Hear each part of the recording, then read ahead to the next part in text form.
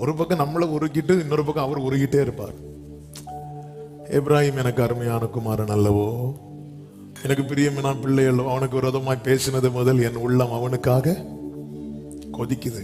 எரேமியா 31:20 எப்ராஹிம் எனக்கு அருமையான குமாரன் அல்லவோ, எனக்கு பிரியமான பிள்ளை அல்லவோ, அவனுக்கு விரோதமாய் பேசினது முதல் அவனை நினைத்து கொண்டே இருக்கிறேன், நினைத்து கொண்டே இருக்கிறேன். எவ்வளவு வேலை தெரியுமா ஆண்டவருக்கு? ஆண்டவரை மாதிரி பிஸியான பர்சன் யாருங்க உண்டு? ஆமே, நம்ம குட் நைட் ஆண்டவரேன்னு சொல்லி படுக்கும் போது தான் அமெரிக்கால இருந்து குட் மார்னிங் ஜீசஸ் எழும்புவாங்க. ஹல்லேலூயா. சரி, இவங்க பிரச்சனையை சால்வ் பண்ணி வரலாம்னு பார்த்தா கூப்பிடும் காக்கை குஞ்சுக்கும் ஆகாரத்தை சவதரித்து கொடுக்கிறவர். காக்கா அங்கிருந்து கத்தும். ஆமே. இதுபோக தூதர்கள் வேற. ஆனா ஆண்டவர் சொல்றார், நான் அவனை நினைத்து கொண்டே இருக்கிறேன்.